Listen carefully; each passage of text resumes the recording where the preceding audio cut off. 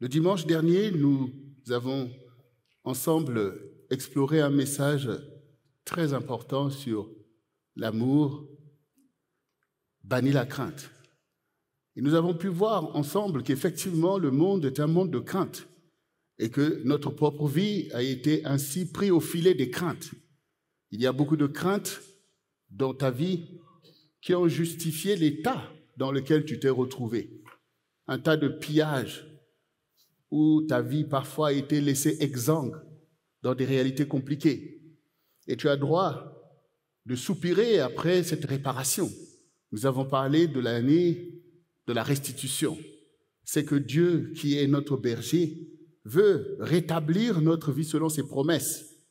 Et donc, c'est important pour nous d'être dans la vérité, de constater que les choses ne cadrent pas avec ce que Dieu déclare de moi. Donc, il y a un travail à faire.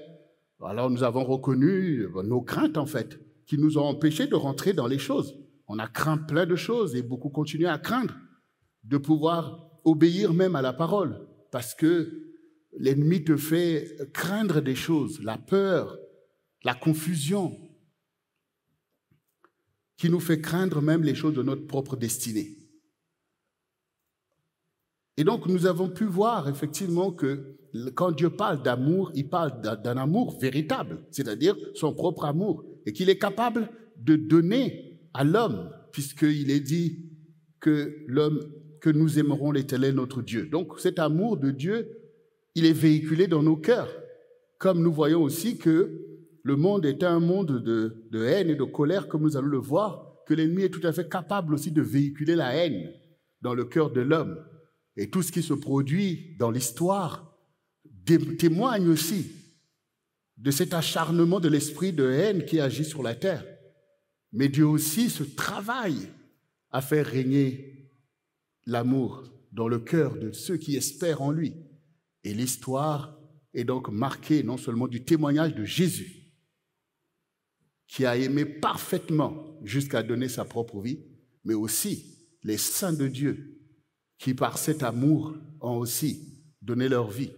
Mais au quotidien aussi, il y a des personnes remplies de l'amour de Dieu qui font la différence dans l'histoire, et même dans les familles.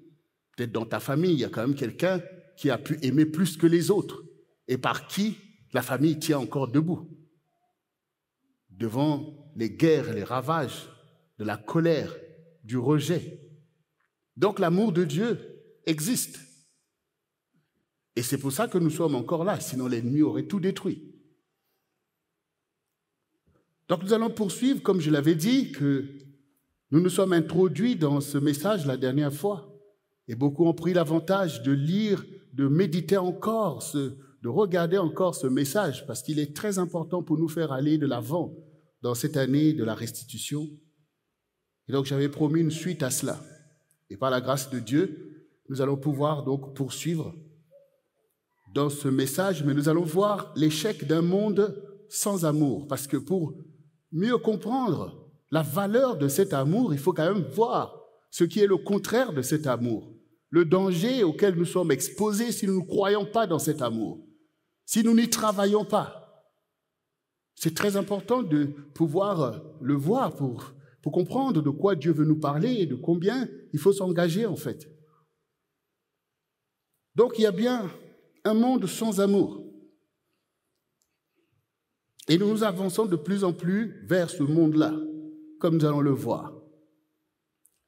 D'abord, dans 1 Jean 4, le verset 20, la dernière fois nous étions sur le verset 18 de 1 Jean 4, qui dit « L'amour véritable bannit la crainte, car la crainte suppose un châtiment. » Donc nous avons vu ça amplement la dernière fois et je vous y invite, vous peut-être qui suivez ce message pour la première fois, de vous référer effectivement au message donc, de dimanche dernier pour mieux cerner ce que nous allons voir aujourd'hui. Et ici donc le verset 20 nous dit « Si quelqu'un dit « J'aime Dieu » et qu'il haïsse son frère, c'est un menteur. Car celui qui n'aime pas son frère, qu'il voit, comment peut-il aimer Dieu qu'il ne voit pas? Donc c'est une interpellation pour chacun d'entre nous. Bien-aimés, j'aimerais que nous puissions tous constater que le monde est un monde religieux. Parce que des fois, nous avons l'impression que le monde est un monde athée.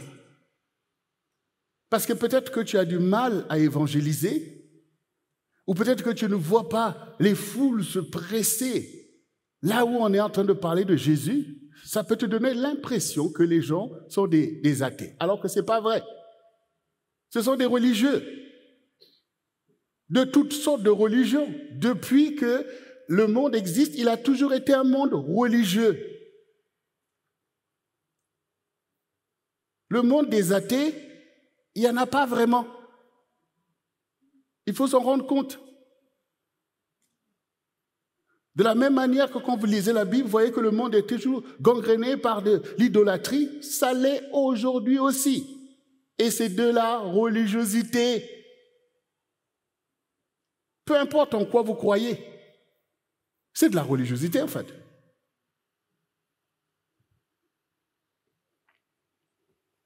Et donc pour nous méditer ce verset, c'est reconnaître que chaque homme se projette en un Dieu. La plupart des personnes vont vous dire, oui, j'aime Dieu. Peu importe qui est ce Dieu. Donc les gens prétendent aimer Dieu.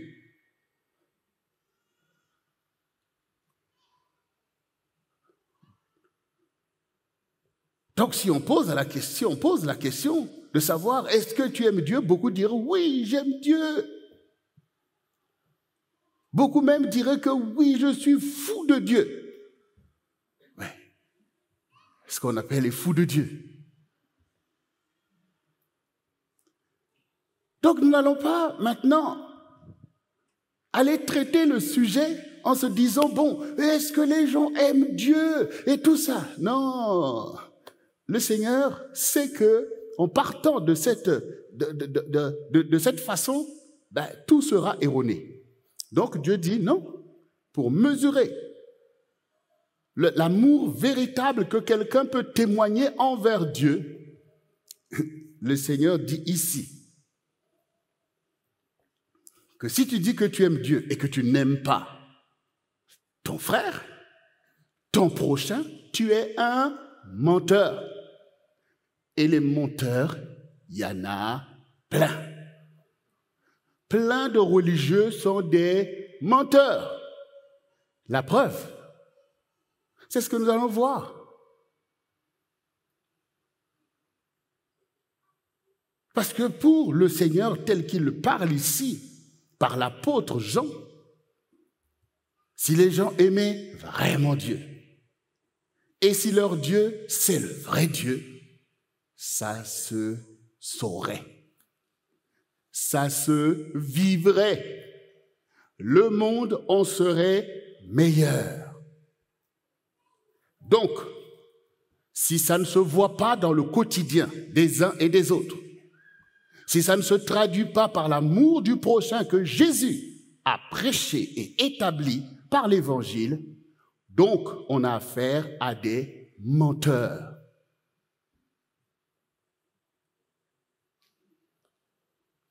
Bien-aimés, allons-y dans Matthieu 24. Et nous allons faire une lecture du verset 11 au verset 15. Voici ce qui est écrit. Plusieurs faux prophètes se leveront, et ils séduiront beaucoup de gens. Et parce que l'iniquité se sera accrue, la charité du grand nombre se refroidira. Mais celui qui persévérera jusqu'à la fin sera sauvé. Cette bonne nouvelle du royaume sera prêchée dans le monde entier pour servir de témoignage à toutes les nations. Alors viendra la fin. C'est pourquoi lorsque vous verrez l'abomination de la désolation dont a parlé le prophète Daniel établie en lieu saint, que celui qui lise fasse attention. Le Seigneur Jésus, qui est le Dieu d'amour, et qu'il a témoigné en manifestant cet amour, qu'il a conduit à cette croix, qui a enseigné aux hommes l'amour et banni la guerre et la violence, le seul qu'il a fait, disait déjà ce qui va se passer. Bien sûr, comme maintenant vous l'avez compris, que le monde est un monde de religieux. Et cette religiosité est donc alimentée par des révélations, soit du vrai Dieu ou des faux dieux, par l'instigation de la prédication, notamment des prophètes, et l'enseignement des docteurs. Et donc c'est ce que nous avons reçu par la connaissance que nous avons de Dieu et du Seigneur Jésus-Christ, révélé par les prophètes de Dieu et enseigné par les docteurs, comme nous le savons. Mais le monde étant aussi impacté par l'ennemi des âmes, le serpent, donc il y a aussi l'instigation des prédictions des faux prophètes et des faux enseignements par des docteurs pour erroner la religiosité des gens.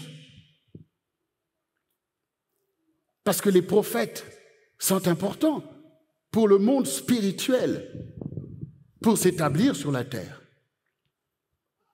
Et les docteurs sont importants pour que l'enseignement des choses spirituelles soit diffusé. Quand c'est bien, gloire à Dieu. Mais quand c'est faux, dangereux.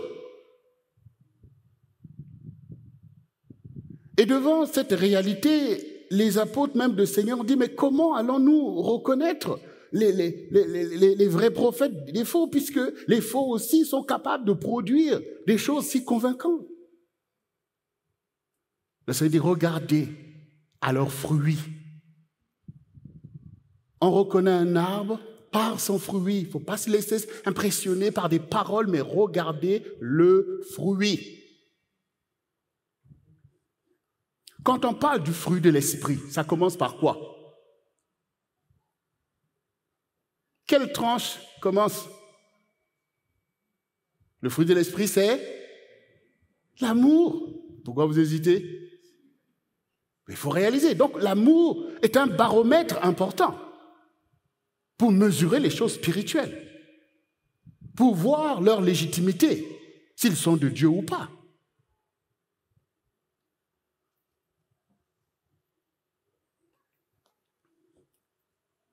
Donc ici, le Seigneur dit, plusieurs faux prophètes s'élèveront.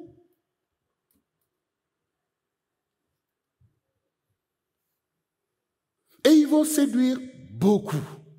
Comme par exemple, le fait de se séduire que tu aimes tellement Dieu que tu es en colère contre tes semblables. Tu aimes tellement Dieu que tu as le mandat de tuer les innocents. Tu aimes tellement Dieu. Tu es fou de Dieu. Et tu n'es pas fou des gens qu'il a fait à son image et à sa ressemblance.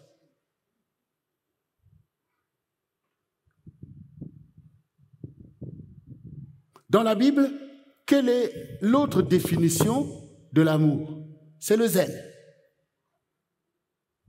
L'amour a toujours un caractère de zèle. Quand David dit « Le zèle de ta maison me dévore », ça veut dire « Je t'aime, Seigneur ». C'est ça ce que ça veut dire. Bon. Donc on a du zèle pour Dieu, on n'a pas le zèle pour son prochain.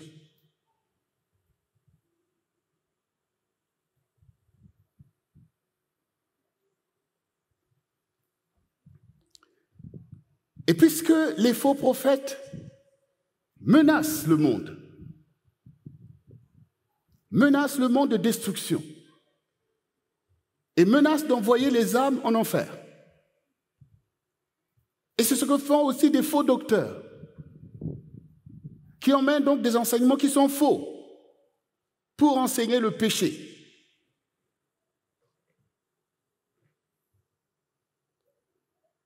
Donc le monde est menacé par ces personnages.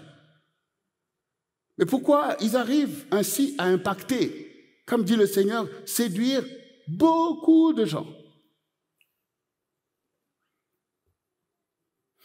La raison, c'est quand le Seigneur dit « Et parce que l'iniquité se sera accrue ». Donc, ce sont les faux prophètes et les faux enseignants qui font monter l'iniquité. Ils font accroître l'iniquité, la méchanceté, le péché. Ils le font accroître. Parce que c'est leur vocation.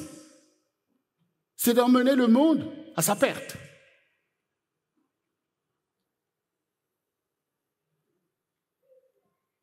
La charité du plus grand nombre se refroidira. Donc, le vrai danger de l'avènement et du règne des faux prophètes et des faux docteurs, c'est le refroidissement de l'amour. C'est le refroidissement de l'amour, en fait, qui les font régner. Je vous donne des exemples clairs. Vous êtes une famille ou un couple. Vous marchez dans l'amour. Donc, il y a des choses que vous acceptez et des choses que vous ne pouvez pas accepter. Dans un couple maintenant, que le diable vienne dire à l'époux de faire du mal à l'épouse ou à l'épouse de faire du mal à l'époux, quand l'amour règne, est-ce que cela est possible? Non. Mais quand il n'y a plus d'amour, est-ce que c'est possible? Voilà. Donc le danger, c'est le refroidissement de l'amour en fait. C'est ce qui crée le boulevard pour Satan. Regardez les enfants d'Israël. Non seulement que nous voyons que même dans la maison de Jacob, ces enfants ont été capables de fomenter des meurtres, notamment au sujet de Joseph, leur frère. Mais même plus tard, cette famille devenant une nation, la nation d'Israël, quand Moïse a été envoyé par Dieu pour les faire sortir du pays de l'Égypte et les conduire dans le beau pays de Canaan pour qu'ils deviennent aussi une grande nation à la gloire de Dieu. Mais quand vous lisez la Bible, vous voyez comment ces tribus se sont fait des guerres terribles. Et même après avoir reçu l'Évangile dans les pays dans lesquels nous sommes, même ici en France, les chrétiens ne se sont pas fait la guerre, ne se sont pas tués. Mais aujourd'hui, avec nos nations démocratiques, nos pays développés, les lois, l'état de droit, il y a peut-être plus de guerres où, par opposition des doctrines, on se prend pour aller faire la guerre. Mais est-ce que cette guerre, elle est terminée dans le cœur des gens?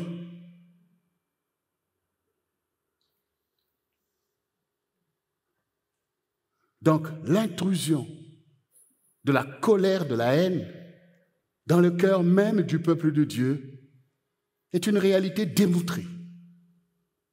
Et beaucoup sont en proie à ces choses controversées par rapport à la vérité, qui est l'amour de Dieu qu'il a mis dans nos cœurs. Ça se voit dans les familles, dans les couples. On voit bien cette guerre larvée, parce que l'amour manque. Donc il y a le refroidissement de l'amour. Quand l'amour se refroidit, il perd le zèle. Il n'y a plus rien qu'on va faire pour défendre l'amour.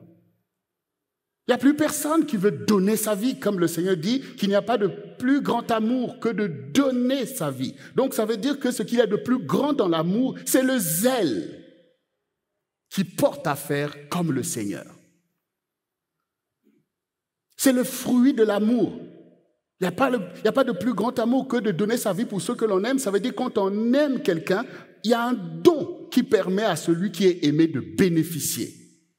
Quand Jésus nous a aimés, nous avons bénéficié de son sacrifice, de sa consécration. Il a pris nos péchés, c'est-à-dire qu'il a payé pour ce qu'il n'avait pas fait, pour nous délivrer.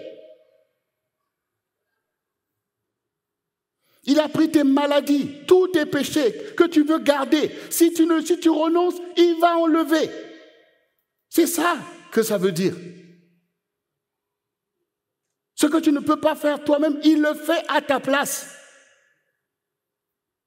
Parce que c'est ce que fait l'amour, en fait. L'amour n'est pas stérile. L'amour n'est pas stérile.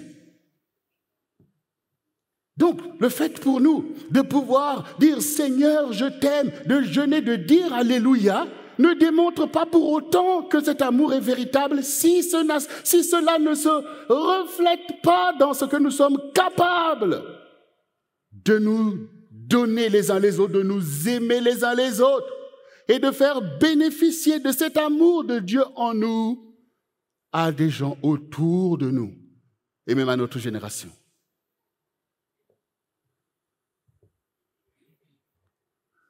C'est ce qui ouvre le boulevard à des faux prophètes. C'est ce qui permet d'écouter des enseignements des faux docteurs, de t'éloigner des gens que tu aimes. Parce que l'amour s'est refroidi, parce que l'amour manque. Tout devient difficile et chaotique. Et le royaume perd de sa puissance au milieu d'une génération. Tout c'est maintenant dans la forme. Et le Seigneur est désolé. Le Seigneur est désolé. Le Seigneur est désolé.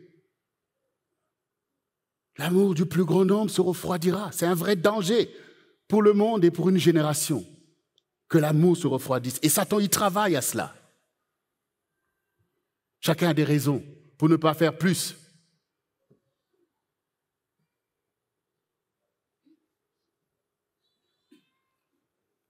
Même dans les couples, on se marie en grande pompe et puis demain, il n'y a plus personne qui est capable d'aimer l'autre. Et puis personne ne s'en inquiète. C'est normal, on a des raisons. Oui, mais c'est ci, c'est là, mais c'est le manque d'amour qui parle. On craint tout maintenant encore. Voilà. Et l'amour qui était là pour bannir la crainte n'est plus là. Et Satan peut régner. Mais le Seigneur dit ici, mais celui qui persévérera jusqu'à la fin sera sauvé. Persévérer en quoi? C'est ça la question. Persévérer dans l'amour de Dieu et l'amour du prochain. Les deux sont liés. Persévérer dans l'amour du prochain, dans l'amour de ton semblable, dans l'amour de ce que Dieu t'a confié, dans l'amour de l'Église, dans l'amour des uns et des autres, pour que le royaume qui seul peut résister contre le royaume du monde, qui est le royaume de Satan, puisse prévaloir. Tu persévères dans quoi? Pour beaucoup, on persévère dans le péché. Au lieu de laisser Jésus enlever tous ses péchés, tu veux toi aussi avoir part avec le monde qui périt. Par les convoitises. Le diable vient te proposer, trahis ton frère, je te donne telle chose, trahis l'Église et je te donne telle chose. Et c'est vers ça que tu cours. Non, le Seigneur te dit, si tu persévères, tu seras sauvé. On voit bien ce que le Seigneur dit quand il reviendra, il y aura des grincements dedans. C'est pas parce que c'est pas la religiosité qui te sauve, c'est l'amour qui te sauve. C'est l'amour de Dieu. L'amour répond à l'amour. Jésus a donné sa vie pour toi. Toi aussi, tu donnes ta vie pour le Seigneur. Et Jésus a besoin de toi pour aimer les gens autour de toi. Et les gens autour de toi doivent bénéficier de l'amour du Seigneur parce que tu es son levier. La paix qui va emmener la paix. La joie qui va emmener la joie. La bonté qui va emmener la joie, si ce n'est pas les disciples de Jésus.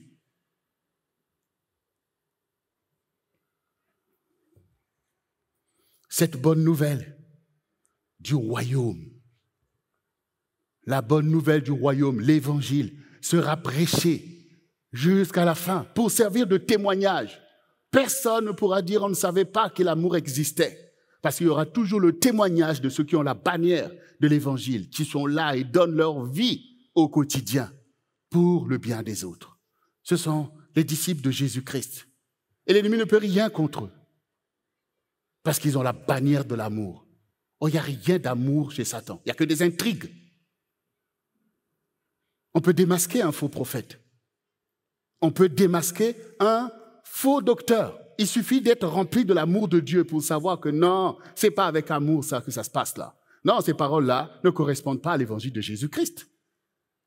Mais comme chacun se laisse infecter, toi-même par la haine, la colère, où tu penses que tu es difficulté à cause de ton frère, à cause de ceci, tu ne vois pas en fait le règne de l'iniquité de l'ennemi.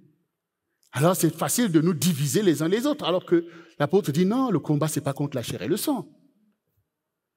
C'est contre les dominations, les principautés, les puissances de l'air. Comment, le Seigneur dit, comment ne comprenez-vous pas mon langage? Et pourtant, dans l'Église, nous avons le témoignage de ceux qui nous ont précédés, c'est-à-dire les disciples de Jésus eux-mêmes, qui sont nos apôtres en fait, qui nous ont donné un enseignement vivant sur ces choses, pour voir comment Satan travaille et comment Dieu, au contraire, travaille pour défaire son royaume et libérer les saints de Dieu. Il faut se réveiller, bien-aimés. L'heure avance, mais le témoignage de l'Évangile doit être là. Dieu est encore capable de sauver, de relever et de manifester une grande gloire au milieu de notre génération. Mais ça ne sera pas sans l'amour déployé, un amour zélé qui bannit la crainte et qui permet d'accomplir l'œuvre de Dieu sur la terre. Relever les familles, fonder des familles, tout ça, c'est le zèle de l'amour de Dieu. Il y a bien des choses à expérimenter avec l'amour que de suivre les séductions, les pacotilles du diable et se fourvoyer dans la corruption. Tu te sens même toi-même loin de Dieu.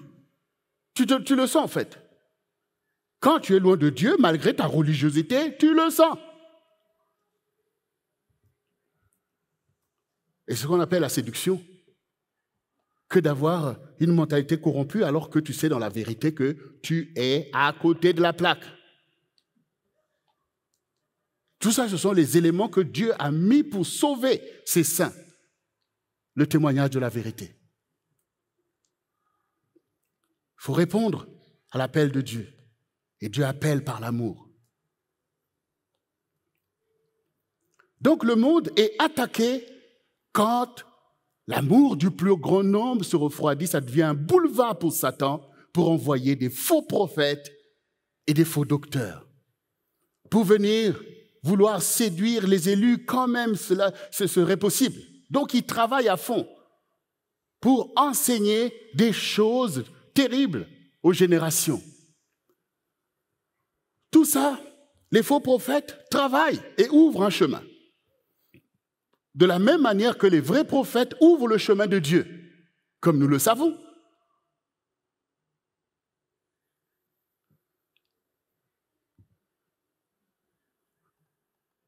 Jésus-Christ, qui a été promis dès le commencement de l'humanité, quand le Seigneur a dit contre le serpent que je mettrai inimitié entre toi et la femme, entre ta descendance et sa descendance. Sa descendance, tu lui mordras le talon et lui t'écraseras la tête, parlant de Jésus-Christ. Mais il a fallu bien des générations de sanctification, l'enseignement des prophètes pour ouvrir le chemin du Seigneur. Un enfant vous est né,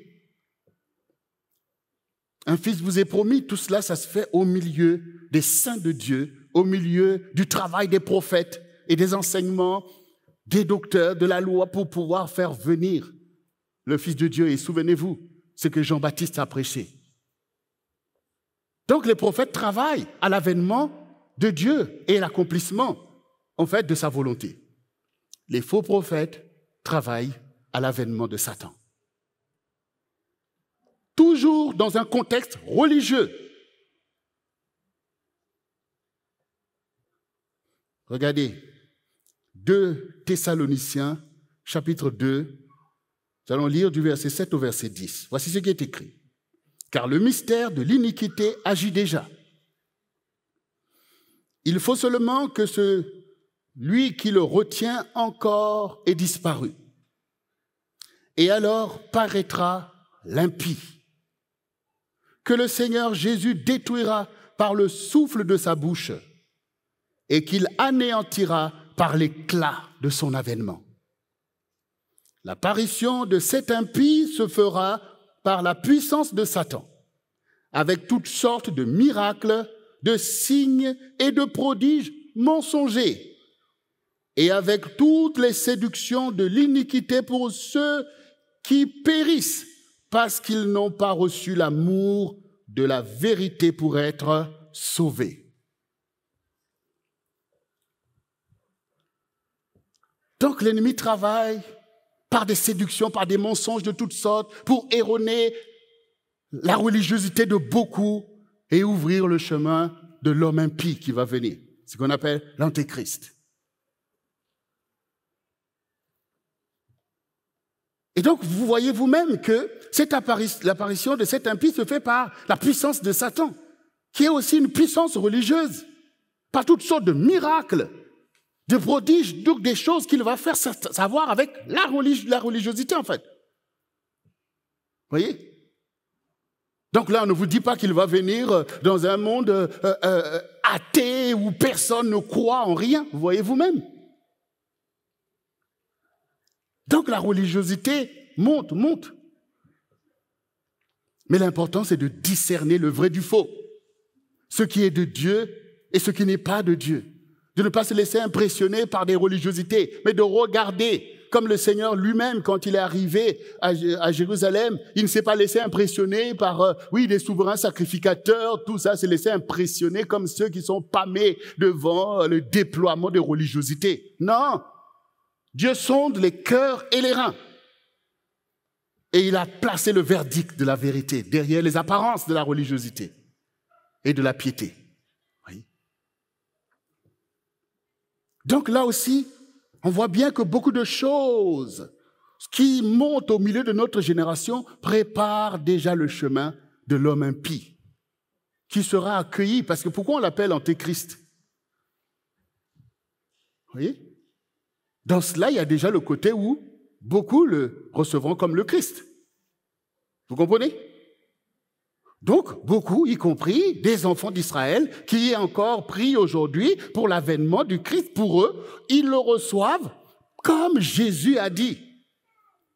Jérusalem, Jérusalem, qui tue les prophètes, qui lapide ceux qui te sont envoyés. Maintenant, votre maison vous sera laissée déserte. J'ai voulu rassembler tes enfants comme une poule rassemble ses poussins, mais vous ne l'avez pas voulu. Maintenant, votre maison vous sera laissée déserte. Et vous ne me verrez plus jusqu'à ce que vous disiez, béni soit celui qui vient au nom du Seigneur. Et il a dit aussi que vous ne me recevez pas, mais quand un autre viendra en son propre nom, vous le recevrez. Donc il y a beaucoup de choses. Mais pourquoi le Seigneur a été rejeté? Pourquoi il a été rejeté? Une fois, les pharisiens et les autres, ils ont pris des pierres pour le lapider. Parce qu'ils ont dit, mais es-tu le Christ? Pourquoi tu tiens nos cœurs en suspens? Il dit, mais je vous ai dit que je suis le Christ et vous ne voulez pas le croire. Et parce qu'il a dit ça, ils ont pris les pierres pour vouloir le lapider. Il a dit, mais attendez, j'ai fait beaucoup de bonnes œuvres au milieu de vous, pour laquelle vous me lapidez. Il dit, non, c'est pas à cause des bonnes œuvres, c'est parce que tu dis que tu es Dieu. Il dit, attendez, mais la parole ne dit pas que vous-même vous êtes des dieux. Donc on voit bien, c'est par manque d'amour qu'il a été rejeté. Par manque d'amour de ceux qui se sont levés comme ces oppresseurs. Parce que quand vous avez l'amour de Dieu, vous reconnaissez l'amour véritable. On ne peut qu'apprécier quelqu'un comme Jésus. Mais quand l'amour manque,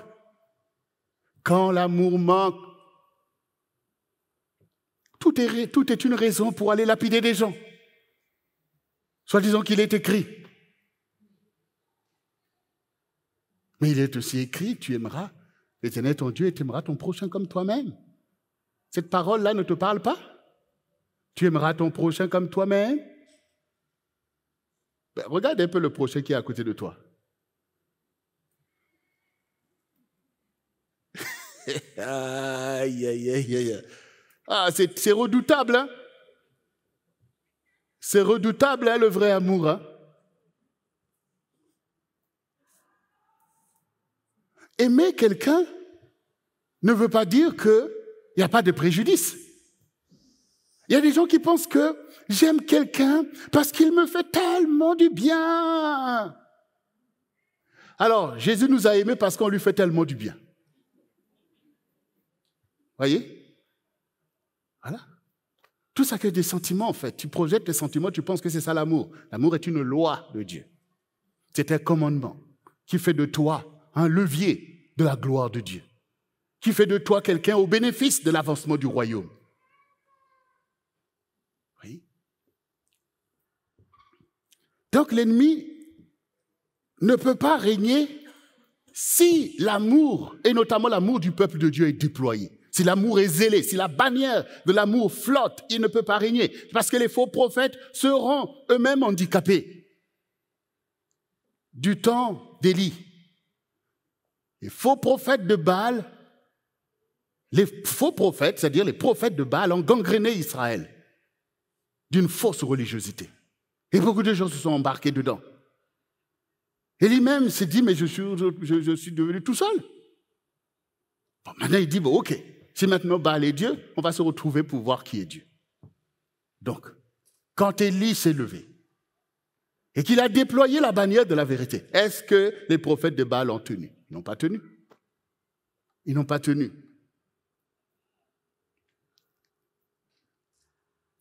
Donc ce règne-là n'est pas en train de se déployer si les saints de Dieu sont zélés en amour.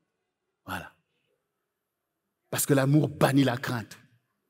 Par cet amour, on n'a pas peur des faux prophètes ni de leurs prédictions, que nous brisons par la bannière de la vérité. Et nous n'allons pas ne pas nous aimer dans les familles, dans les couples, dans l'Église, pour que cette bannière flotte, pour repousser, effectivement, ce règne impie, en fait, qui est un règne d'intrigue, que le diable emmène, intrigue entre frères et frères, sœurs et sœurs, intrigue entre les parents et leurs enfants. Il met l'intrigue partout, en fait, pour refroidir l'amour et le rendre inapte et faire régner l'iniquité par la colère, par toutes sortes d'impuretés qu'il met dans le cœur de ceux qui acceptent ce manque d'amour, comme nous venons de l'entendre ici, justement. Oui, il fait des signes mensongers, mais ces signes opèrent parce qu'il y a toutes sortes de séductions de l'iniquité pour ceux qui périssent, c'est-à-dire ceux qui n'ont pas l'amour de la vérité. On vient te dire, ton frère, telle chose, allez, boum, tu te lèves, tu veux détruire. Ton frère, Joseph, dit, voilà, j'ai reçu un songe, j'ai vu que dans ce songe, vos gerbes se sont prosternées devant mon gerbe. Allez, boum, allez, on va aller le tuer ou le vendre, toutes sortes de choses. C'est le manque d'amour. Parce que si c'est amour, ah bon, Dieu t'a dit ça, ah d'accord, on va prier, on va regarder. Oui, pourquoi Dieu ne peut pas élever ton frère? Pourquoi Dieu ne peut pas élever ton petit frère? Pourquoi Dieu ne peut pas élever ta petite sœur? Est-ce que c'est la première fois qu'il le fait dans l'histoire? Voyez vous-même. Tout ça, c'est le manque d'amour. Donc tu commences à réaliser, bien-aimé, que c'est très dangereux d'accepter le manque d'amour qui est dans le monde. Et là, nous le voyons, même aujourd'hui. Tout nous paraît que tout est bien, mais on voit comment la haine se distille dans tout le domaine religieux, politique, économique. Tout est là maintenant pour pouvoir distiller des paroles de haine, des idéologies de haine. Très dangereux tout ça. Enseigner les gens à se haïr les uns les autres sous prétexte qu'ils ne sont pas de même race, de même conditions sociales. Dans un monde basé sur le pillage des nations les plus faibles, veut mépriser des gens, veut croire que nous sommes je ne sais pas quoi. Donc, on veut déployer une solidarité économique, mais il n'y a pas une solidarité humaine.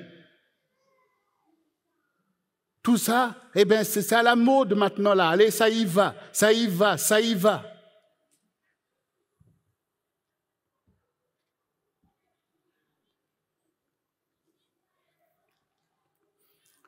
Nous, le peuple de Dieu, nous ne devons pas nous laisser avoir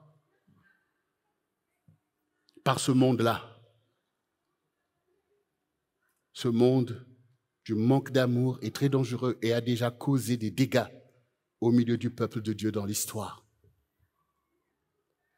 Regardez dans Lamentation, chapitre 2, du verset 13 au verset 14, voici ce qui est écrit. Que dois-je te dire? À quoi te comparer, fille de Jérusalem? Qui trouvait de semblable à toi? Et quelle consolation te donner, vierge, fille de Sion? Car ta plaie est grande comme la mer. Qui pourra la guérir? Tes prophètes ont eu pour toi des visions vaines et fausses. Ils n'ont pas mis à nu ton iniquité, afin de détourner de toi la captivité. Ils t'ont donné des oracles mensongers et trompeurs. Quand l'amour manque, quand on se détourne de Dieu et de tout ce qui est saint, c'est l'avènement non seulement des faux prophètes et des faux docteurs, comme on a dit, mais y compris aussi des fausses visions au milieu même des enfants de Dieu. Des fausses visions. Dieu m'a dit, Dieu m'a dit, Dieu m'a dit. Quand on regarde le résultat de ça, c'est le péché. Et ça devient une plaie béante qui mène à la captivité. La captivité.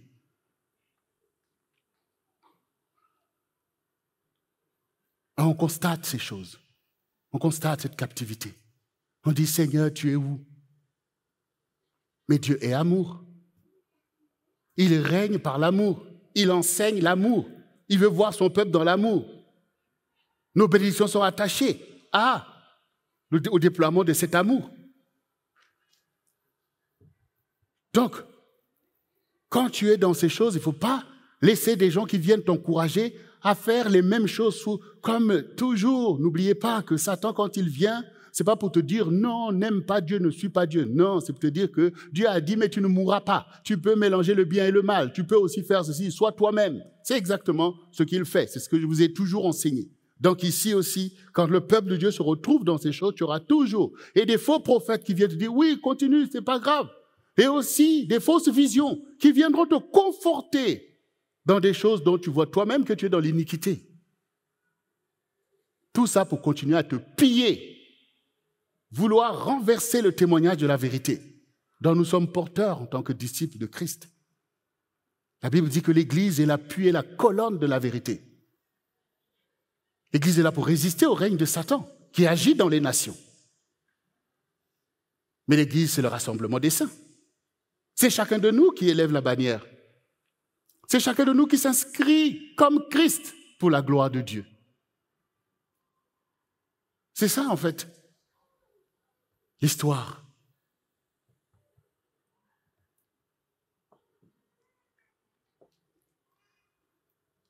Entre le blé et l'ivraie, entre les justes et les méchants, c'est l'histoire. Et chacun poursuit les objectifs du royaume dont il est citoyen. Et nous sommes engagés dans l'œuvre du Seigneur qu'il a déclaré accomplir jusqu'à la fin des temps. Sauver des âmes, rassembler le peuple de Dieu, élever toujours le témoignage de la vérité contre les mensonges et les intrigues du diable, par toutes sortes d'idéologies et de philosophies, de meurtres et de péchés.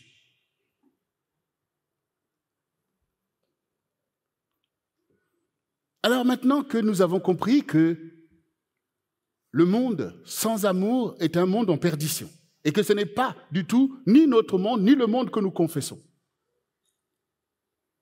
L'Évangile est venu pour se déployer jusqu'à la fin, jusqu'aux extrémités de la terre, jusqu'à la fin des temps. Donc nous travaillons à ce que le monde de l'amour puisse se déployer, effectivement. Emmener l'amour dans les familles qui manquent d'amour pour à nouveau emmener la restitution de la justice, de la gloire de Dieu, le relèvement. Emmener l'amour dans le cœur de l'homme. C'est ce dont nous travaillons pour que l'homme soit encore capable de se lever, de bâtir une famille, de faire avancer le royaume de Dieu. Parce que c'est tout ça, en fait, l'œuvre de l'amour. C'est ce que Dieu a dit. Il veut que l'homme se multiplie. Il veut que sur la terre règne, en fait, sa gloire. Mais si nos cœurs sont fermés, si l'amour manque et qu'on craint tout, l'homme craint la femme craint l'homme. C'est le règne du diable, en fait. Mais pour toi, tu vas te dire, oh, c'est moi, hein, moi, je ne suis pas ceci. Mais ce que tu confesses vient de qui? La volonté de qui tu fais? Et pourtant, dans ta religiosité, tu peux effectivement penser que Dieu adhère à tes pensées. Mais ce n'est pas le monde, en fait, qui l'a proclamé. Ce n'est pas le monde qui l'a proclamé. Dans le monde qu'il proclame, l'homme quittera son père et sa mère et s'attachera à sa femme. Et les deux deviendront une seule chair. On a vu comment s'est constitué le peuple de Dieu. Ce n'est pas par des familles, ce n'est pas par le mariage, et des familles qui deviennent des tribus et qui deviennent un peuple. Comment donc accepter tout un tas de philosophies, d'un monde égocentrique où chacun pour soi, d'un monde qui bafoue en fait les fondements même de ce que Dieu a dit depuis le début. Donc on n'y croit plus dans l'amour, mais on croit dans quoi à la place de ça? Il faut regarder en fait. Un monde de consommation, de toutes sortes d'impuretés, d'assujettissement de l'autre par ton égocentrisme. Et puis les valeurs qui font l'humanité, on n'y croit plus et on est fier, on est content. Et toi, le disciple de Jésus, tu adhères à ça parce que tu penses que le Seigneur est impressionné par ta petite prière, par ton jeûne et toutes sortes de choses. Mais ça dépend des vocations que tu poursuis. Ça dépend du royaume, en fait. Voilà. Il a dit chercher premièrement le royaume. C'est quoi ton royaume? C'est quoi ton royaume? Il est où ton royaume? Où est son principe? Quel est son objectif? Quelle est son ampleur? Voyez, je vous ai toujours dit, Satan est aussi religieux. Il est capable de venir t'inspirer des religiosités inertes qui ne mènent nulle part, sinon qu'à des choses que nous dénonçons, qui se sont retrouvées même du milieu du peuple de Dieu. Il faut faire attention. Cherchez premièrement le royaume. Et dans ce royaume du Seigneur, c'est un royaume d'amour. Aimez-vous les uns les autres. Vous allez encore le voir. Donc ce monde est dangereux. On n'accepte pas ce monde du diable qui enseigne de ne pas aimer, qui ferme l'amour, qui te rend inapte sur le domaine de l'amour.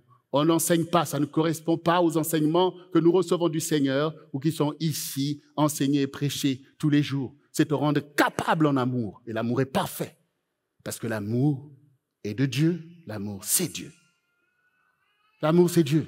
C'est de cette Église que le monde a besoin, en fait. Parce que quand on est rempli d'amour, on peut tout pour la gloire de Dieu. Et Satan ne pourra pas passer. Donc l'amour, c'est la loi éternelle de l'amour que nous voyons dans la parole. Voyez, déjà, dans Jean 15, du verset 12 au verset 14, les pharisiens ont abordé Jésus en lui disant, il dit, mais maître, quel est le plus grand commandement? Si vous voulez voir, bon, lui, est-ce qu'il est vraiment de Dieu? Est-ce qu'il connaît vraiment tout ce qu'on a reçu de Moïse? Disons, quel est le plus grand commandement? Parce que Jésus leur enseignait, parlait sur le royaume. Il parlait sur le royaume, mais s'est approché. Ils ont dit, mais oui, mais quel est le plus grand commandement? Il dit, c'est ici, d'abord, le Seigneur, alors, voyons d'abord dans Jean 15, verset 12, 14, où il disait déjà, c'est ici mon commandement. Aimez-vous les uns les autres, comme je vous ai aimé. Il n'y a pas de plus grand amour que de donner sa vie pour ses amis. Vous êtes mes amis si vous faites ce que je vous commande. Donc, c'est ça qui est enseigné à l'Église. Donc, Jésus nous aime et nous sommes ses amis et nous obéissons à ses commandements si nous nous aimons les uns les autres. Donc, ça rappelle tout ce que le Seigneur attend de son peuple. C'est de nous aimer les uns les autres. C'est-à-dire, quand nous nous aimons les uns les autres, nous aimons Dieu. Quand nous ne nous aimons pas, nous n'aimons pas Dieu. Et si nous n'aimons pas Dieu, nous brisons en fait la loi qui nous unit à Dieu, qui est ici rappelée toujours par le Seigneur dans Matthieu 22, du verset 36 au verset 40. Maître, quel est le plus grand commandement de la loi? Jésus lui répondit, « Tu aimeras le Seigneur, ton Dieu, de tout ton cœur, de toute ton âme, de toute ta pensée. C'est le premier et le plus grand commandement. Et voici le second, qui lui est semblable. Tu aimeras ton prochain comme toi-même. De ces deux commandements dépendent toute la loi et les prophètes. » Le premier commandement, c'est d'aimer Dieu. Un croyant, donc qui ne s'inscrit pas pour aimer Dieu, n'est pas dans la loi de Dieu. Mais voici le deuxième qui lui est lié. Tu aimeras ton prochain comme toi-même. Ça veut dire, Dieu veut l'amour entre lui et son peuple, et entre son peuple, Dieu veut le règne de l'amour, le seul qui résiste contre le règne de Satan. Donc nous avons raison de pouvoir, comme Jérémie, avons-nous de dénoncer le refroidissement de l'amour, qui est palpable, on le voit. Et quand cet amour manque, il n'y a que des problèmes. Il hésite, telle chose, que des problèmes. Plus jamais, alléluia, gloire à Dieu, dans telle famille, dans ceci, alléluia, le peuple de Dieu qui se réjouit parce que l'Esprit de Dieu agit librement, puissamment. Les prodiges de Dieu éclatent.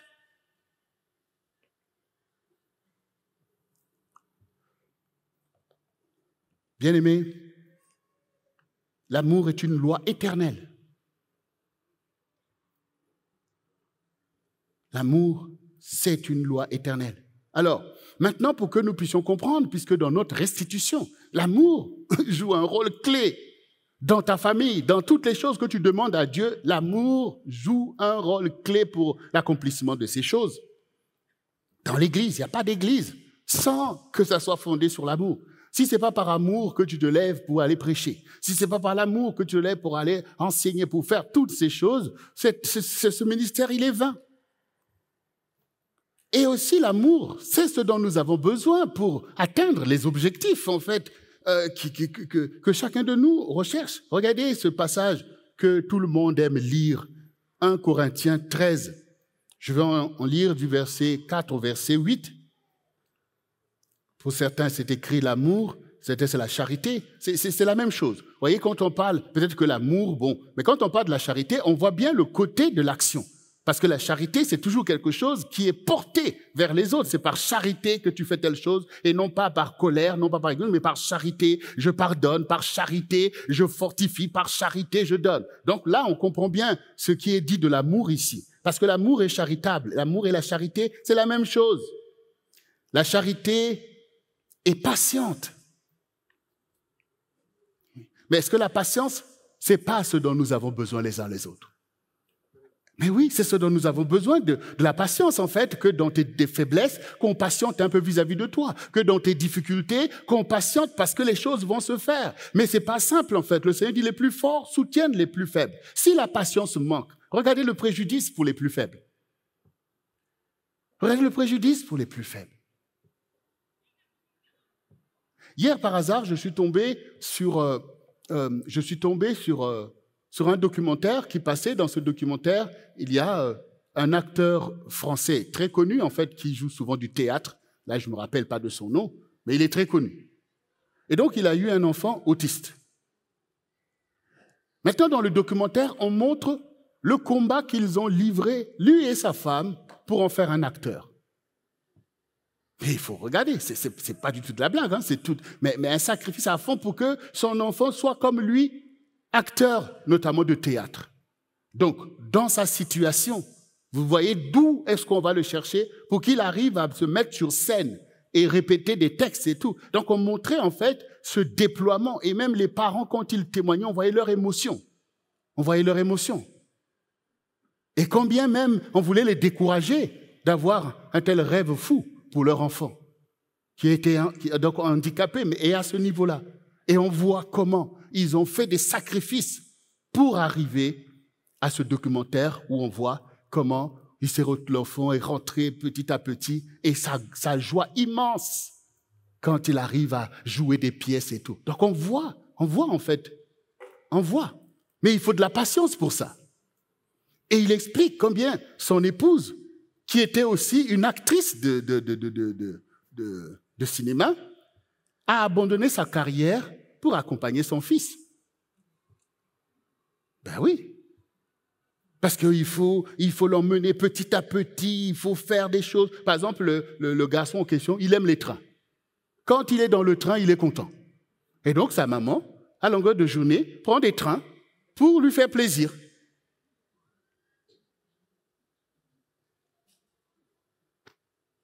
Voilà. Lui, il aime le bruit des trains et il préfère le train que la voiture. Il dit là, le train, c'est grand, la voiture, c'est un peu plus petit. Vous voyez? Mais ils ont cette vision d'en vouloir faire un acteur. C'est une œuvre d'amour, de patience surtout. Patience surtout. Patience surtout. Pour qu'il fasse la chose qui est dit, il faut être patient, qu'il revienne, refait à son rythme, jusqu'à ce qu'il arrive à faire. C'est une patience à toute épreuve. Donc, si le monde est aujourd'hui en même temps brutalisé, si les plus faibles sont réduits, toujours dans les bas-fonds de l'histoire, c'est qu'il manque de la patience vis-à-vis d'eux. Et tout ce qu'on entend même en politique, c'est ça en fait. Oui, mais ceux-là, les autres, comme si, bon, voilà, il faut renvoyer, il faut rejeter. Il n'y a pas de patience. C'est qu'il n'y a pas d'amour. Parce que l'amour est patient. C'est patiente, en fait. Dans les choses de Dieu, tu peux... Non, si tu manques de patience, tu laisses tomber. Souvenez-vous même quand le Seigneur disait, mais jusqu'à quand je veux vous supporter? C'est vrai.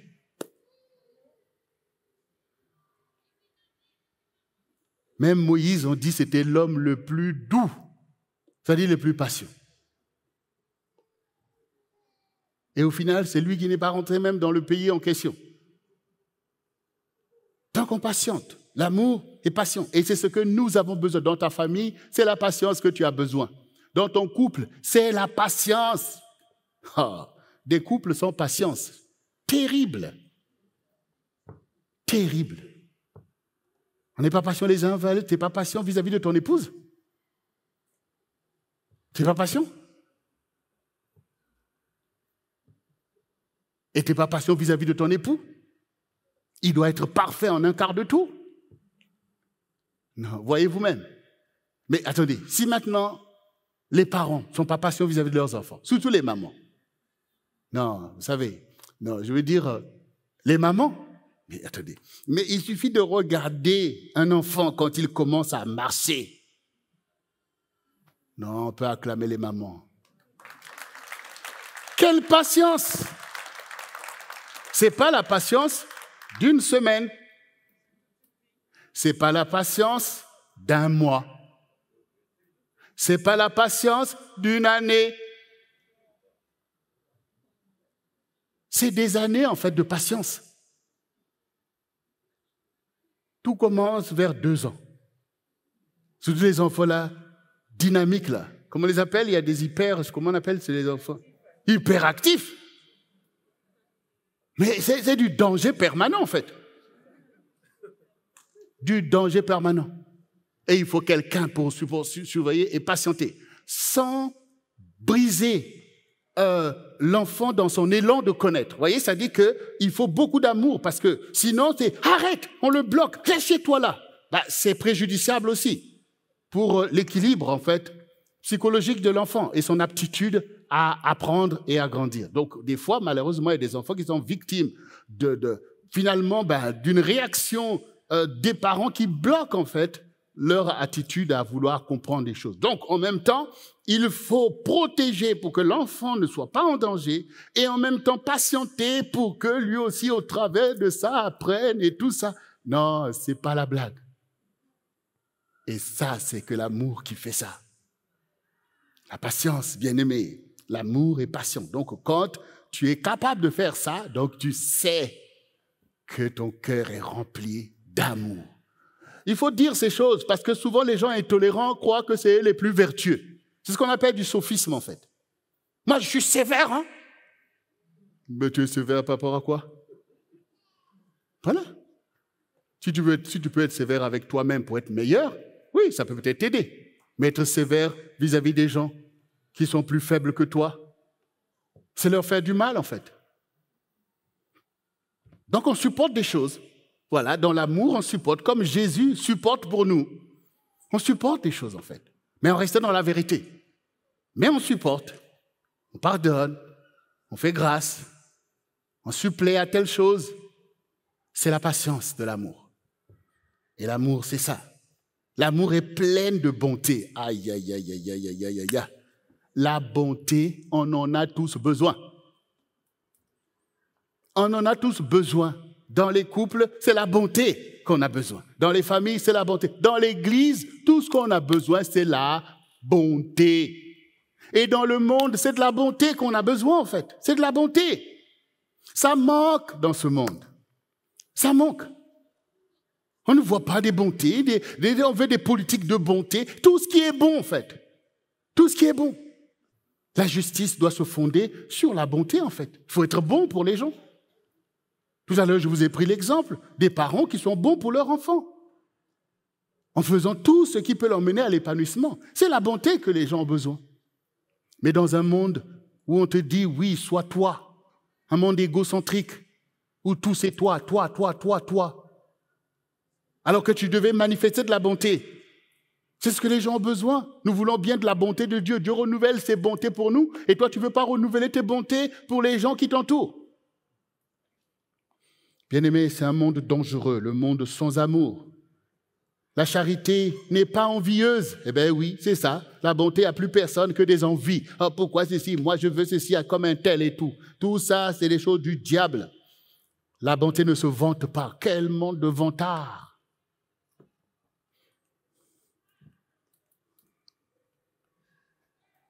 Toutes ces choses sont le règne de l'ennemi. La bonté ne s'enfle pas d'orgueil. L'orgueil est un poison très dangereux. Les choses qui ne tiennent pas devant Dieu. Dieu est celui qui abaisse les orgueilleux. Tout ce que tu bâtis sur l'orgueil sera renversé. Tu peux en être sûr. Par Dieu.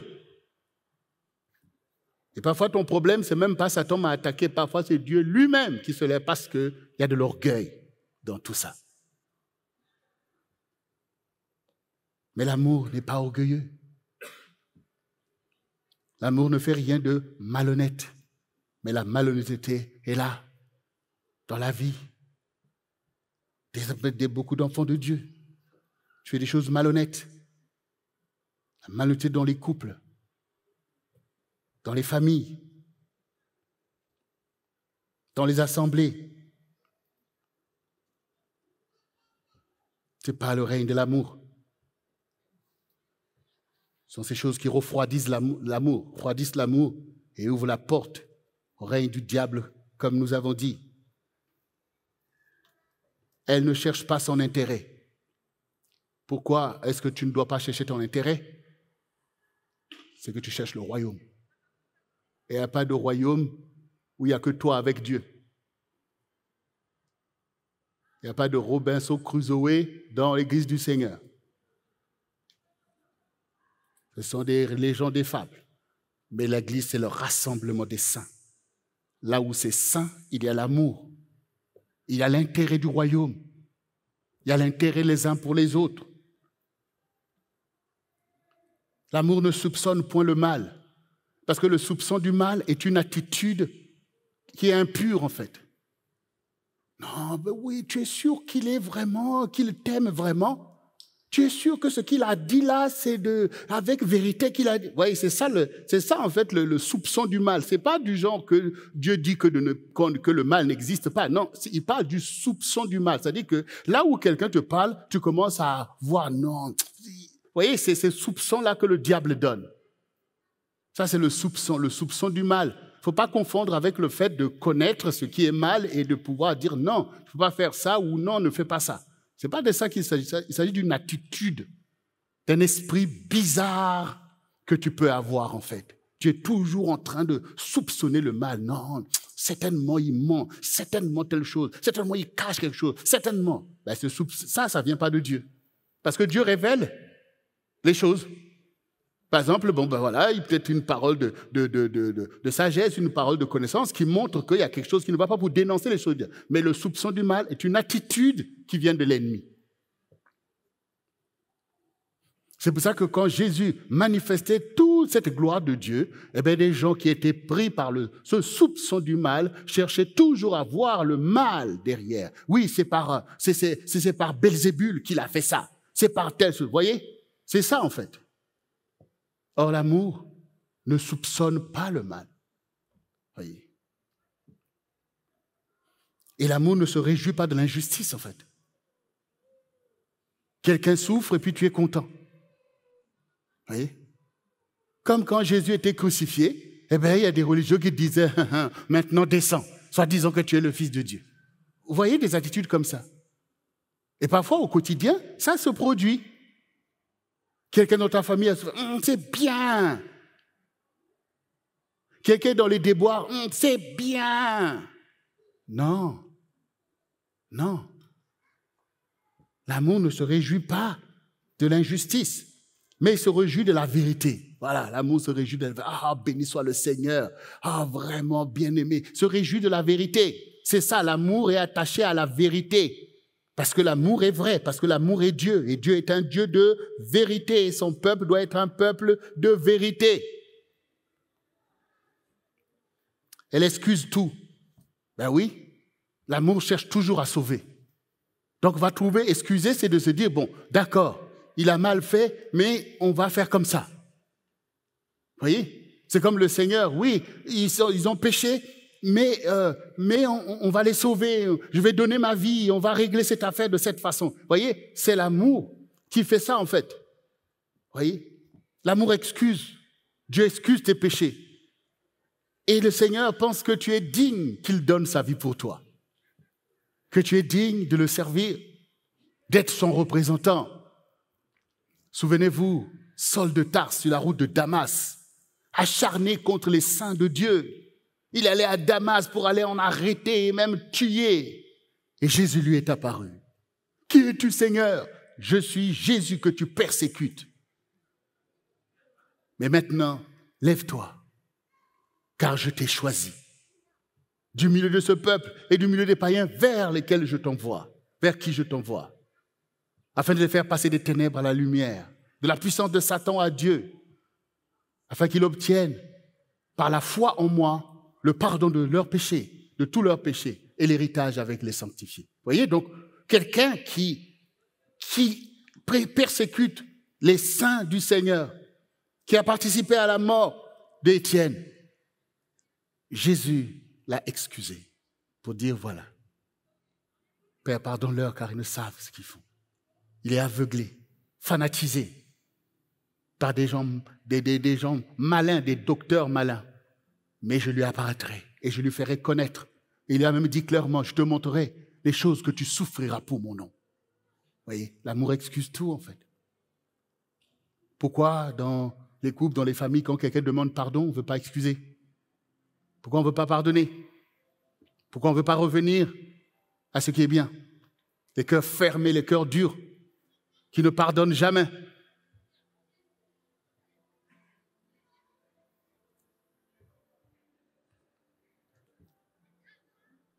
L'amour croit, je vous ai dit, l'amour et la foi, c'est la même chose. Un amour qui n'a pas de foi est déjà perdu. Ça n'existe même pas pour Dieu. Et une foi sans amour, ça n'existe pas pour Dieu. Parce qu'on croit en Dieu. Et Dieu est amour. L'amour supporte tout. Oui, il y a bien des choses à supporter. Hein? Il y a des choses à supporter. Au quotidien, il y a des choses à supporter. Ta liberté ne veut pas dire que tu ne supportes pas les choses. On a pris l'exemple d'un enfant. Si sa maman ne supporte pas, si son papa ne supporte pas, si ses frères ne supportent pas, son manque d'intelligence et toutes ces choses, est-ce que sa vie n'est pas en danger? D'ailleurs, comment l'enfant va vivre si personne ne lui adresse des soins, ne supporte pas sa situation? Des couples souffrent parce qu'il manque de cet amour qui supporte. Il y a des choses à supporter. Et en même temps, tu dis, tu veux servir Dieu, comment tu vas le faire si tu ne supportes pas les épreuves qui y sont attachées? Il faut supporter, parce que et tout ça, vous voyez vous-même que c'est la clé, c'est l'amour en fait. C'est l'amour qui permet de faire ces choses, qui permet l'accomplissement de ce monde de Dieu, en fait, de l'évangile. C'est l'amour. Voyez, l'amour supporte tout. C'est-à-dire tous les sacrifices qui sont attachés à la gloire de Dieu, au royaume de Dieu, ben, par l'amour, nous allons les faire. Et si c'est pas fait, le royaume ne peut pas avancer, en fait. Si c'est pas fait, le royaume ne peut pas avancer. Même des choses simples dont l'Église a besoin. Les choses qu'on ne devait même plus enseigner, comme se lever pour la maison de Dieu, comme par exemple apporter des dîmes, des offrandes pour lesquelles pour beaucoup c'est encore du tumulte. Mais si tu es rempli d'amour et pour Dieu et pour l'assemblée, mais tu allais être content de le faire. Pourquoi? Parce que dans la vérité, tu sais que sans ces choses, on ne peut pas avancer en fait. Et pourquoi ça reste bloqué pour beaucoup? L'amour manque. Et à côté, parfois, pour des vanités, on est parti, on claque toutes ces choses. Parce que l'amour manque. Regardez l'enfant prodigue. Et ça aussi, c'est un message important dont on prendra un jour l'avantage de bien le regarder.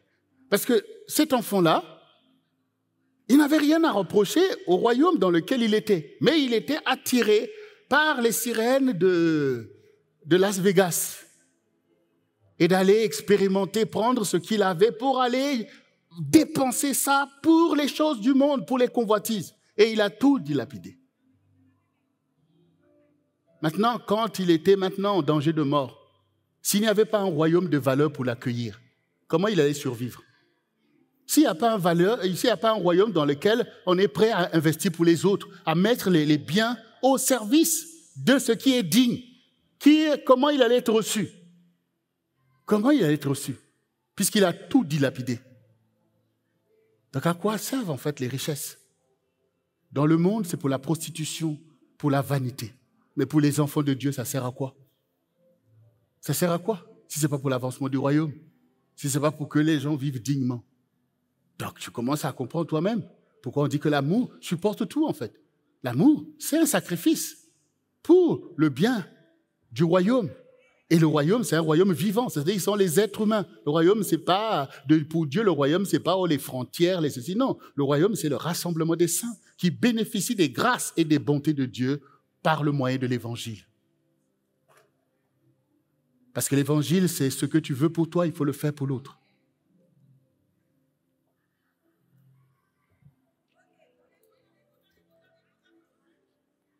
L'amour, la charité ne périt jamais.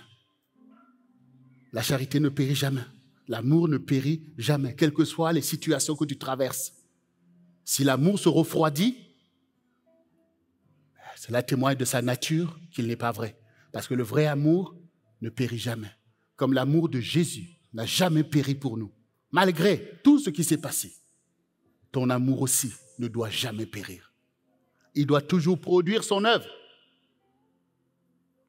Il doit toujours produire son œuvre. L'amour ne périt jamais. Les prophéties prendront fin. Les langues cesseront. La connaissance disparaîtra. Parce que ces choses sont des choses nécessaires pour nous édifier. Mais l'amour est éternel. Donc la vie éternelle, tout ça, c'est déjà l'expression de l'amour de Dieu et ton amour qui fermente, où tu as compris le sens de l'histoire. C'est pour glorifier Dieu. Quand, dans le livre de Daniel, quand il était devant cet ange qui lui parlait, qu'il a voulu se prosterner, l'ange lui dit non, tu adoreras Dieu seulement. Il a dit, tu es un bien-aimé. Tu es un bien-aimé. Est-ce qu'un ange peut dire une telle parole si ton cœur n'est pas rempli de l'amour de Dieu, de l'amour de ton peuple, de tous ces sacrifices que tu es prêt à faire pour l'avancement de la gloire de Dieu? Non, il ne faut pas céder sur l'amour. Il ne faut pas céder sur l'amour, ni dans tes pensées, ni dans tes sentiments. Ne laisse pas du terrain à Satan. Laisse l'amour se déployer en toi et te rendre capable d'accomplir l'œuvre à laquelle Dieu t'a appelé. Des vocations qu'il a mises en toi pour que le peuple de Dieu vive. Il faut aimer le peuple de Dieu. Il faut avoir cette vision-là. Parce que sinon, tu ne pourras rien faire pour lui. Alors que tu es là pour ça. Il faut avoir la vision aussi d'aimer ta famille. Parce que c'est pour ça que Dieu t'a placé là, pour que ta famille vive. Il ne faut pas accepter du diable une vision néfaste de ta propre famille. et laisser ainsi que l'ennemi puisse détourner de ton cœur l'amour que Dieu a donné pour le bien des tiens. L'amour qu'il t'a donné pour le bien de l'Église, pour le bien du centre du réveil chrétien. Ça, c'est une œuvre d'amour. Et plus cet amour se déploie et plus nous accomplissons l'œuvre de Dieu pour notre génération. Et il y a des choses à porter et à supporter pour le salut de beaucoup d'âmes et pour le relèvement du peuple de Dieu. Tu y es appelé. Le secret, laisse l'amour de Dieu déborder en toi. Parce que c'est le règne. Et où nous avons compris maintenant, mais nous, notre part, c'est cet amour qui bannit la crainte. Et ici, dans Romains 5, du verset 1 au verset 6, il est écrit, « Étant donc justifiés par la foi, nous avons la paix avec Dieu par le Seigneur Jésus-Christ, à qui nous devons d'avoir eu par la foi accès à cette grâce, dans laquelle nous demeurons fermes et nous nous glorifions dans l'espérance de la gloire de Dieu. Mais plus, nous nous glorifions même des afflictions, sachant que l'affliction produit la persévérance, la victoire dans l'épreuve, et cette victoire, l'espérance. Or, l'espérance ne trompe point, parce que l'amour de Dieu est répandu dans nos cœurs par le Saint-Esprit qui nous a été donné. Car lorsque nous étions encore sans force, Christ, autant marqué, est mort pour les impies. L'amour supporte tout, donc nous supportons des afflictions. J'ai pris l'exemple de la maman, elle est affligée par les réalités des enfants qu'elle doit porter pendant des années. C'est sa part de l'amour que Dieu a mis en elle pour faire une telle œuvre de Dieu sur la terre. En tant que peuple de Dieu, nous avons bien sûr toujours des enfantements, des gens qui se tournent vers le Seigneur, qui sont des bébés spirituels qu'il faut porter, il faut prier pour eux, il faut faire beaucoup de sacrifices pour eux. Et cela amène des afflictions. Même les gens qui nous rejettent, même pour notre génération, les gens qui veulent nous lapider, qui sont toujours en train de fomenter des choses, mais nous devons porter devant Dieu le dessein, qu'ils parviennent aussi à la connaissance de la vérité. Cela donne des afflictions.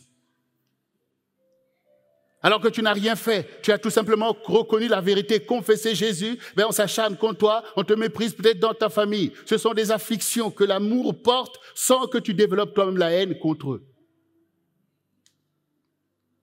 C'est ce que l'apôtre vient de dire. L'affliction donne la persévérance. Nous persévérons dans l'amour, parce que c'est dans l'amour qu'on persévère. Pour garder l'amour, il faut garder l'amour. Il faut garder l'amour, même quand tu en reçois des rejets, toutes sortes de choses, mais tu gardes l'amour des tiens.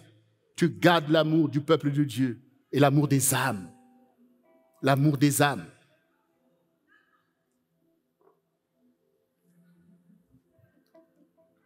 Et le secret, nous voyons, or l'espérance ne ment pas. Nous ne sommes pas en train de croire dans un royaume qui n'a pas la provision.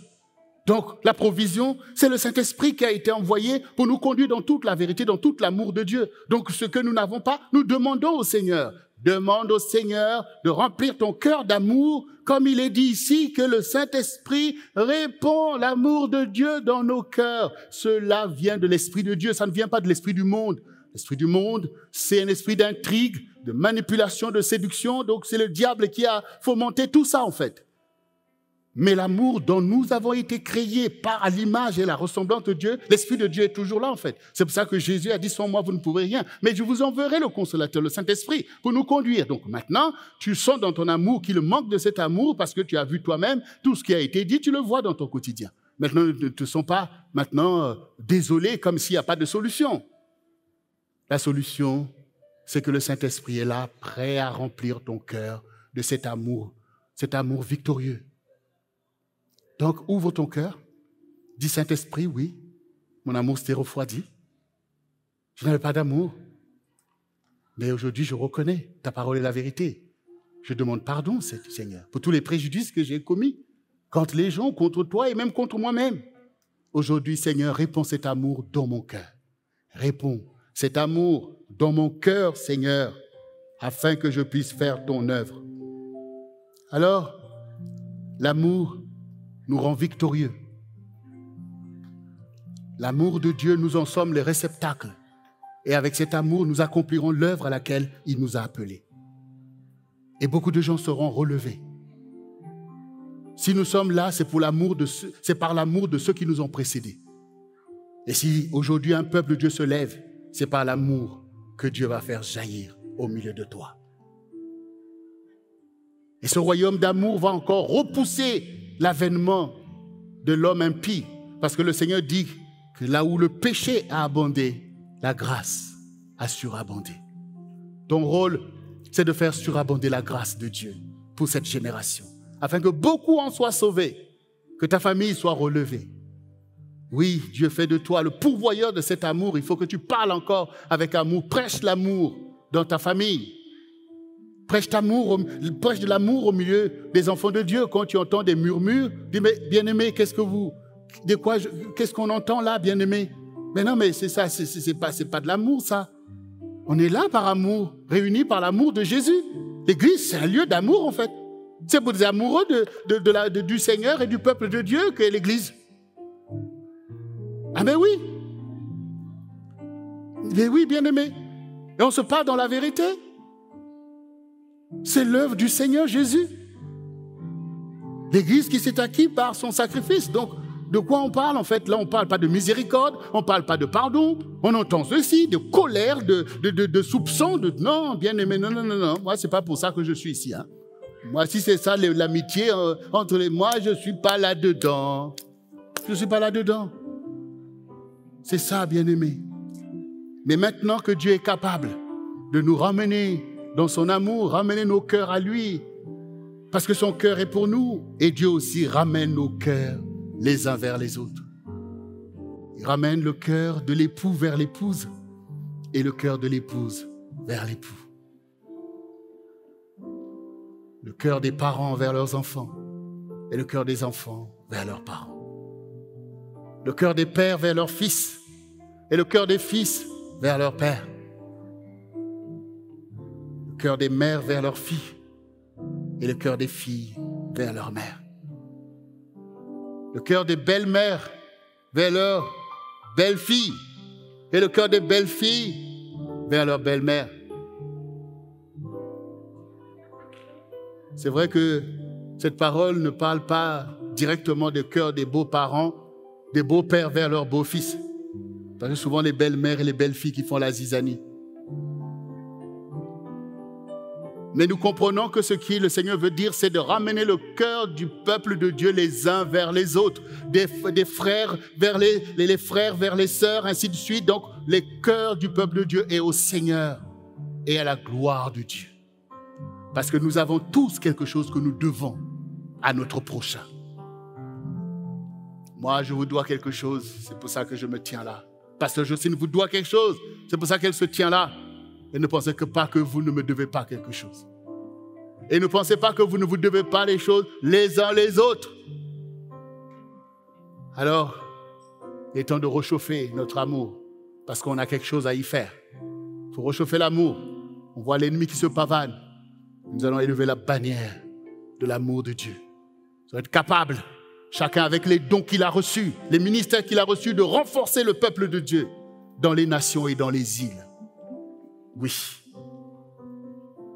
c'est notre responsabilité dans un temps de réveil spirituel. C'est le réveil de l'amour du peuple de Dieu et de sa capacité de se sacrifier pour rendre sa génération meilleure. Quand David s'est levé pour l'amour d'Israël, Goliath n'a pas résisté. Quand tu vas te lever, l'opposition de l'ennemi sera renversée. Quand Gédéon s'est levé, l'intrigue de Madian a été détruite pour la restitution du peuple de Dieu. Ne dis pas que tu es rien. Quand un enfant, quand un homme, une femme est rempli d'amour, peut changer beaucoup de choses dans l'histoire. Tu peux changer ta famille en dénonçant la haine, la colère et en professant l'amour. Tu peux changer beaucoup de choses dans l'œuvre de Dieu, là où tu te trouves. par l'expression de ton amour pour cette vision et pour son accomplissement, tu peux changer beaucoup de choses. Et cela sera crédité à ton compte. Qu'il a aimé, qu'elle a aimé, pour faire avancer l'évangile. L'amour, c'est ce que nous nous devons les uns les autres. Et cet amour nous bénit parce qu'il est écrit dans Ésaïe 54, partie du verset 10. Quand les montagnes s'éloigneraient, quand les collines chancelleraient, mon amour ne s'éloignera point de toi et mon alliance de paix ne chancellera point, dit l'Éternel.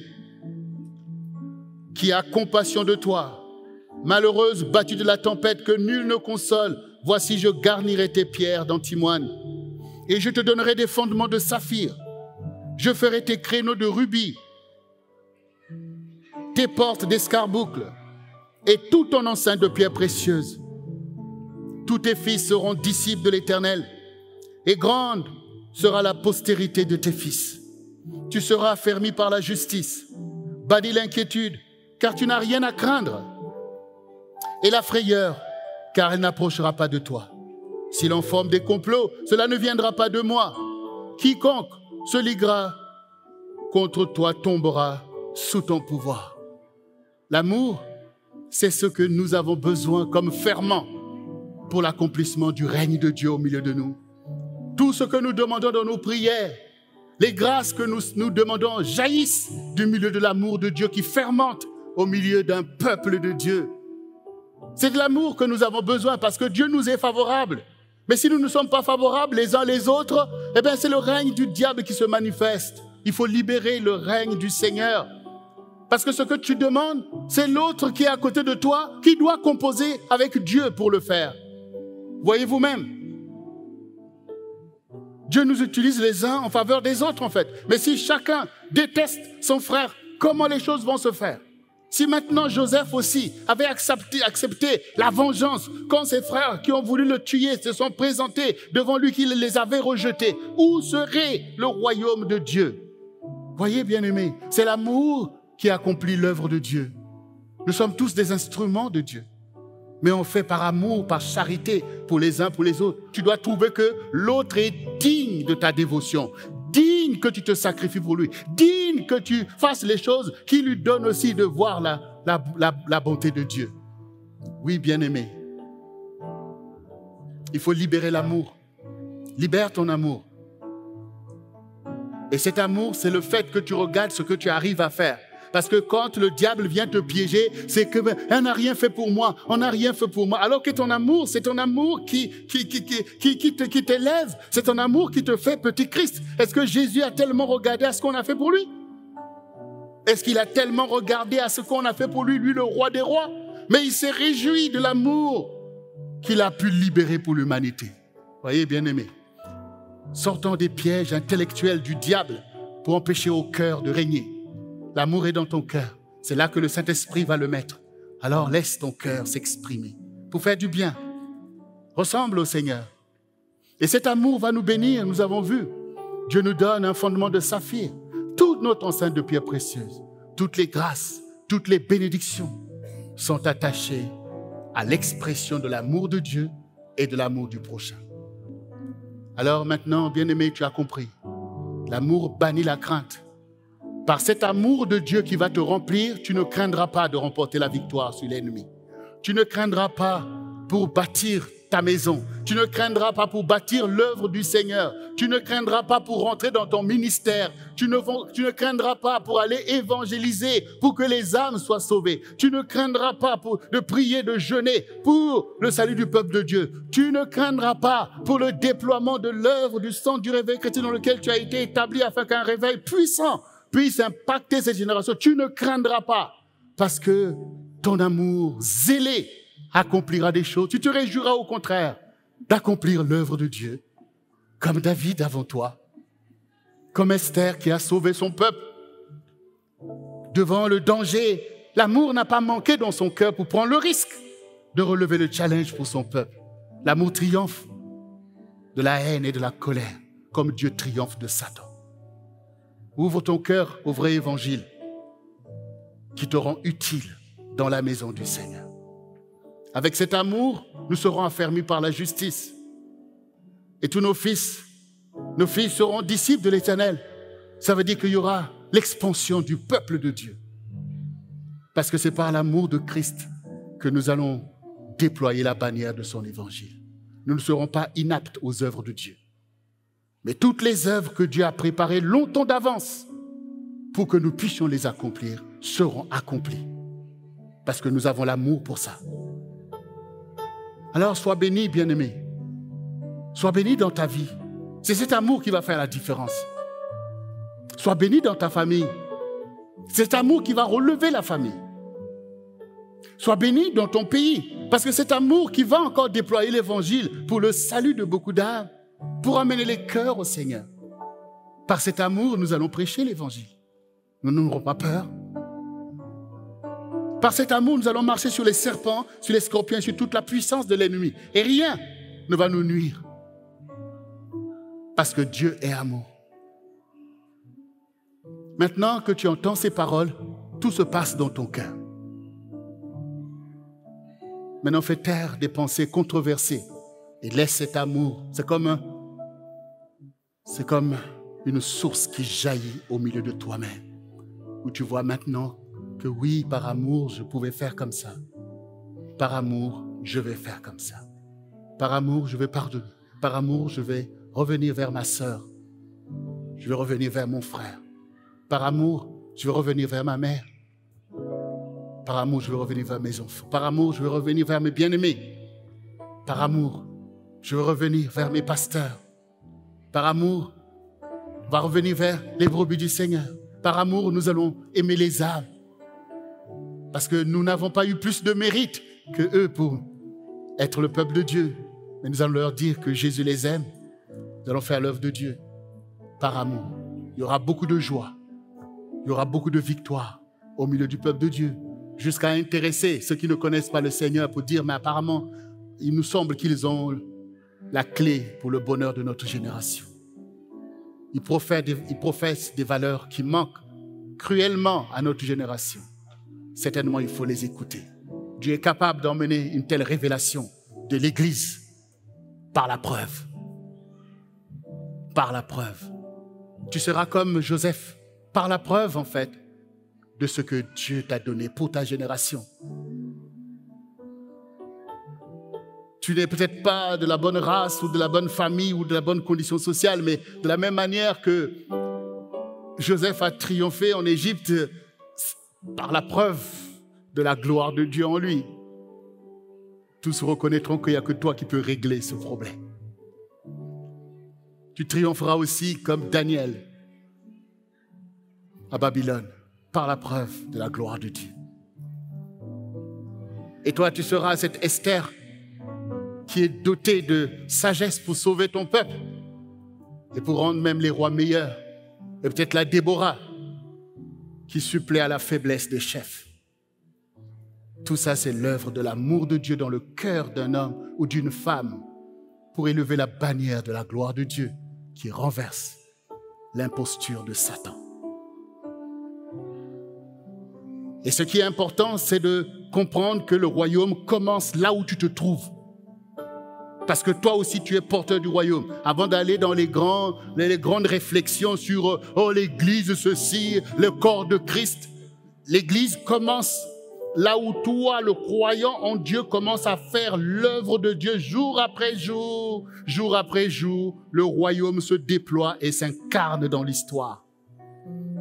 C'est toujours aussi un moyen de se fourvoyer dans des questions, des doctrines, que de ne pas faire l'œuvre de Dieu au quotidien, où tu dois obéir à la parole. L'Église, c'est le rassemblement des saints. Un serviteur plus un autre serviteur, une servante plus une autre, ainsi de suite. Ça devient une génération des serviteurs, des servants de Dieu qui changent les nations et les îles.